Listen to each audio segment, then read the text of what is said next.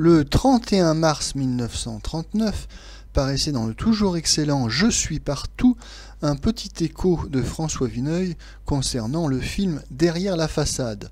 À noter que ce petit écho sera également reproduit à peu de choses près dans l'Action française du 7 avril 1939, texte intégral. Avant d'écouter la courte critique de François Vineuil de ce film, rappelons que Georges Lacombe, qui en est le réalisateur, a commencé sa carrière comme assistant de René Clair, et puis il va tourner par la suite un certain nombre de films à succès, dont Café de Paris 1938, qui est également avec Yves Mirande au scénario et à la supervision, dirons-nous, de mise en scène. Donc Derrière la façade est une nouvelle collaboration avec Yves Mirande.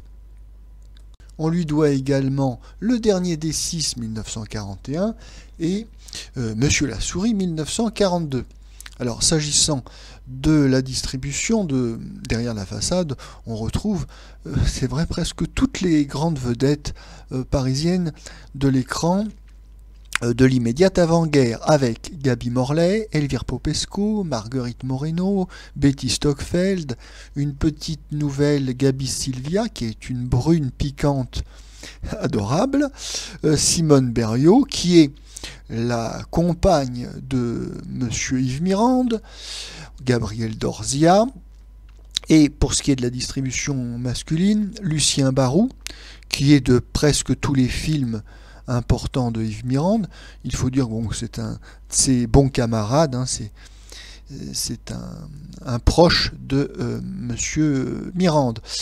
Également Jules Berry, Michel Simon, André Lefort, Aimé Clarion, Éric von Stroheim, Jacques Baumer, aussi un habitué et un ami de Yves Mirande, Jacques Duménil, Andrex, Julien Carrette, River Cadet, et puis puisqu'on est dans les petites anecdotes sur la distribution, notons que Yves Mirande lui-même interprétera dans ce film le clochard sur le banc. Donc c'est un petit clin d'œil, bon, pas tellement au spectateur car le visage d'Yves Mirande est inconnu pour le grand public, mais c'est un petit clin d'œil au Tout Paris, dont il est un familier. Le fil rouge de ce film à sketch est le suivant.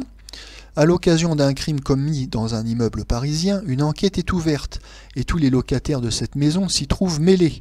À interroger et traquer, les personnages révèlent leurs faiblesses. Eh bien, écoutons maintenant la courte critique de François Vineuil de ce film. C'est encore un film d'acteur que Derrière la façade. L'affiche annonce 15 vedettes et ne ment pas. Mesdames Elvire Popesco, Gaby Morlet, Moreno, Messieurs Lefort, Jules Berry, von Stroheim, Barou, Baumer et beaucoup d'autres. Et surtout Monsieur Michel Simon, qui là aussi est le meilleur. Pour utiliser cette belle affiche sans déroger aux règles de préséance, on a produit chacun de ces comédiens dans un sketch, à la façon du film américain de naguère, Si j'avais 1 million. Le lien entre ces sketchs est fourni par une enquête nocturne dans une maison des quartiers aisés, où l'on vient de tuer le propriétaire. Avec les policiers, nous pénétrons à tous les étages, nous y perçons les petits drames domestiques.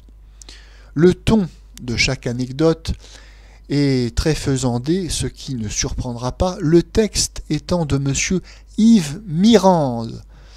Mais les interprètes, piqués d'émulation, jouent presque tous avec esprit et entrain. Georges Lacombe, l'auteur de Jeunesse, a été l'un des principaux artisans du film. Lacombe, collaborant avec M. Mirande, c'est assez triste.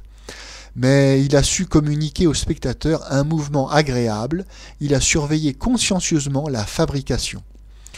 On passe devant ce film 6 quarts d'heure sans ennui.